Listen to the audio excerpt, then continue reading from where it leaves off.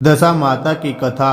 सालों पहले नल नामक एक राजा राज किया करते थे। उनकी पत्नी का नाम दमयंती था। दोनों अपने दो बेटों के साथ सुखी जीवन जी रहे थे।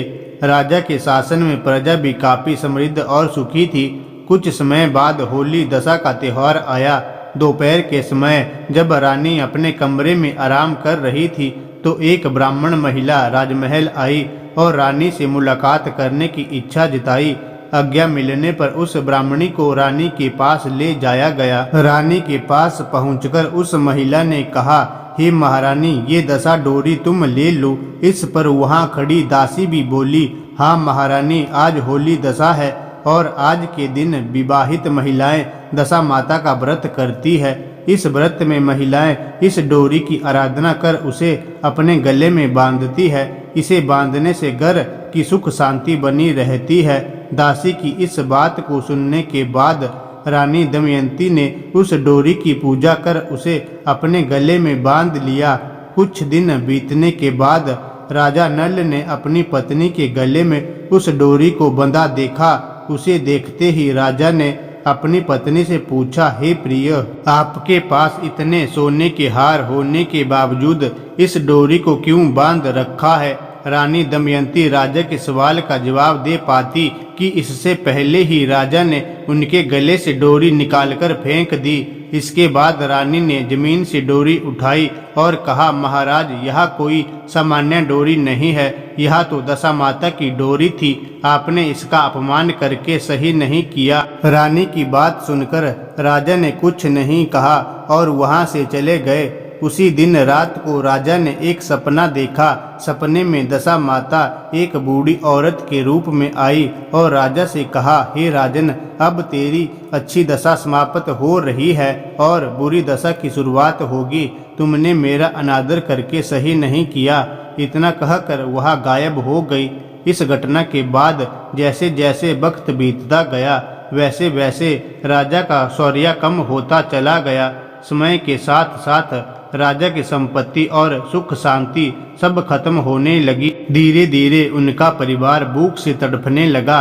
अपनी इस स्थिति से परेशान होकर एक दिन राजा नल ने अपनी पत्नी से कहा, आप हमारे दोनों बेटों को लेकर अपने माता पिता के घर चली जाए। इस पर रानी दमयंती बोली, नहीं स्वामी, मैं इस हालात में आपको अकेला छोड़कर कहीं नहीं जाऊंगी। आप चाहे जैसी स्थिति में रहे, मैं हमेशा आपके साथ रहूंगी। यह सुनकर राजा ने कहा, ठीक है, फिर हम किसी दूसरे देश चलते हैं, वहाँ हम जीवन यापन के लिए कोई काम कर लेंगे। राजा की बात मानकर रानी दमयंती उनके साथ अपने दोनों पुत्रों को लेकर दूसरे देश जाने के लिए राजी हो गई। राजा नल जब अपने परिवार के साथ दूसरे देश जा रहे थे तभी उन्हें बील नामक राजा का राजमहल दिखा। राजा नल ने बील के यहाँ अमानत के रूप में अपने दोनों बेटों को छोड़ दिया। इसके बाद वह अपनी पत्नी के साथ आगे का सफर तय करने लगे। कुछ दूर जाने के बाद राजा को अपने दोस्त का घर दिखा। उसे देख राजा नल ने अपनी पत्नी से कहा, चलो तुम्हें अपने मित्र से मिलवाता हूँ। कुछ ही देर में राजा अपने दोस्त के घर पहुँच गया।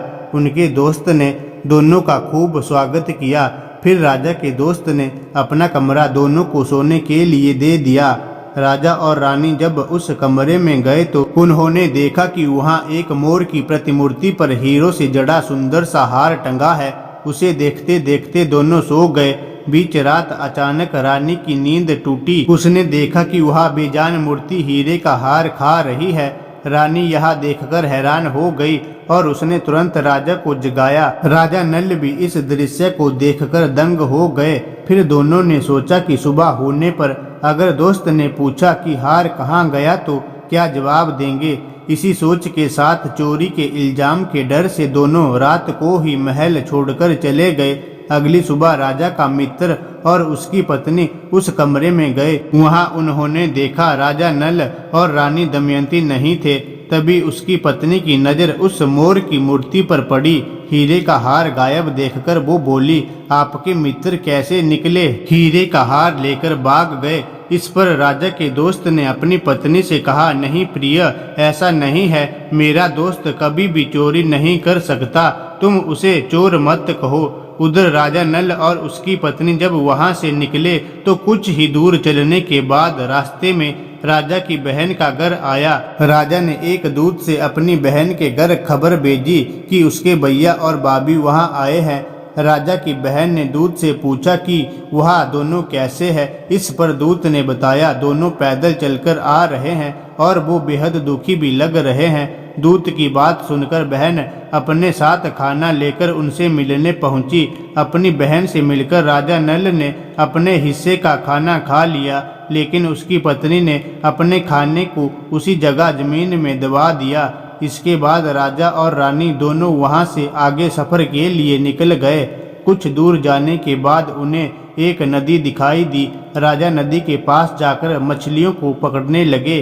कुछ मछलियों को पकड़कर उसने रानी से कहा, आप ये मछलियां भूनिए, मैं आसपास के इलाके से कुछ और व्यवस्था करके आता हूँ। इतना कहकर राजा एक गांव गए। वहाँ एक व्यक्ति सभी को भोजन करा रहा था। राजा उसके पास गए और अपने लिए कुछ भोजन मांगकर पत्नी के पास लौटने लगे। तभी रास्ते में एक चील ने उन पर हमला कर दिया और खाना गिर गया। भोजन गिरने के बाद राजा दुखी हो गए। उन्होंने सोचा, अगर खाली हाथ जाऊंगा तो रानी समझेगी कि मैंने खुद खा लिया और उनके लिए कुछ नहीं लाया। इधर रानी भी जब मछलियां भून रही थी तो वो जिंदा होकर नदी में लौट गई। यह देखकर रानी भी उदास हो गई। उसे लगा कि जब राजा आएंगे तो मछलियों को ना देखकर सोचेंगे कि सारी मछलियां मैं ही खा गई। तभी राजा वहां पहुंचे और उन्होंने चील वाली बात रानी को बताई और रानी ने मछलियों के जीवित होने का किस्सा सुनाया। कुछ देर बाद दोनों बिना कुछ खाए ही आगे की ओर चल दिए। आगे बढ़ने के बाद रानी दमयंती का घर आया। यह देख राजा ने अपनी पत्नी से कहा, तुम्हारा मायका आ गया है, हम दोनों यहाँ कोई काम ढूंढ लेते हैं। रानी ने सिर हिलाते हुए राजा को सहमति दी। कुछ ही दिनों में रानी एक राजमहल में दासी का काम करने लगी और राजा नल भी पास की ही एक तेल की दुकान में लग गए। ऐसे ही दिन बीतते चले गए और होली दशा का त्योहार दोबारा आ गया। पर्व मनाने के लिए सभी रानी और दासी नहाकर तैयार हो गई। राजमाता को अपने बाल बनाने थे, इसलिए दासी बनी रानी दमयंती उनकी मदद करने लगी। फिर दमयंती के बाल बिखरे हुए देखकर राजमाता दासी के बाल संवारने की कोशिश कर रही थी कि उन्हें दासी के सिर पर एक निशान दिखा। उसे देखते ही राजमाता बाबुक होकर रोने लगी। राजमाता को रोता देख दासी ने पूछा, आप बाबुक क्यों हो गई? राजमाता ने जवाब दिया, मेरी एक बेटी है जिसके सिर पर ऐसा ही निशान है। यह देख मुझे उसकी याद आ गई। यह बात सुनकर दासी ने कहा, हे माता, मैं ही आपकी वो बेटी हूँ। अब मेरी हालात ऐसी हो गई है क्योंकि मैं और मेरा परिवार बुरी दशा से गुजर रहे हैं। हमें दशा माता का अभिशाप मिला है। यह सुन राजमाता ने कहा, बेटी, तूने ये सारी बातें मुझसे अब तक छुपाकर क्यों रखी?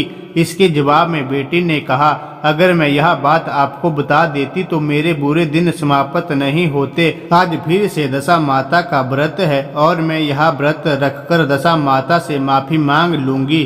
तभी राजमाता ने पूछा कि हमारे दामाद कहाँ है? बेटी ने बताया कि वह पास के ही एक तेल के दुकान में काम कर रहे हैं। राजमाता ने तुरंत कुछ लोगों को भेजकर अपने जमाई को महल बुलाया। फिर उन्होंने अपने जमाई को नए बस्तर देकर तैयार होने और भोजन करने को कहा। बाद में मिलकर राजा और रानी दोनों ने दशा माता की पूजा की। पूजा करने के बाद राजा नल और रानी दमयंती की अच्छी दशा लौट आई। दशा ठीक होने के बाद राजा ने अपने ससुराल में कुछ दिन बिताए और फिर अपने राज्य वापिस लौटने की इच्छा जताई। दामाद की बात का मान रखते हुए रानी दमयंती के पिता ने काफी धन संपत्ति देकर बेटी दामाद को विदा किया। अपने प्रदेश की ओर लौटते समय रानी उस जगह पर गई जहां उसने मछलियों को भूना था और राजा के भोजन पर चील ने हमला करके गिरा दिया था। वहां से निकलने के बाद राजा दोबारा अपनी बहन के नगर पहुंचे।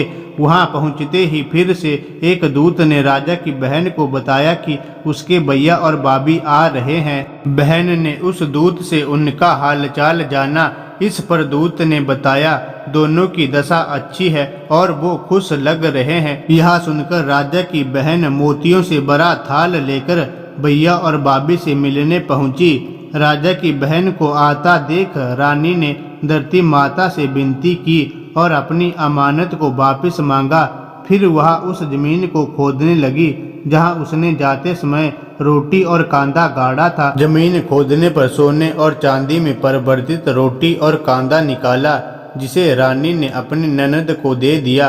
अपनी बहन से मुलाकात करने के बाद राजा और रानी उसी मित्र के घर पहुंचे जिसने उन्हें सबसे पहले शरण दी थी। यहाँ उस मित्र ने पहले की तरह ही राजा और रानी की मेहमान नवाजी की।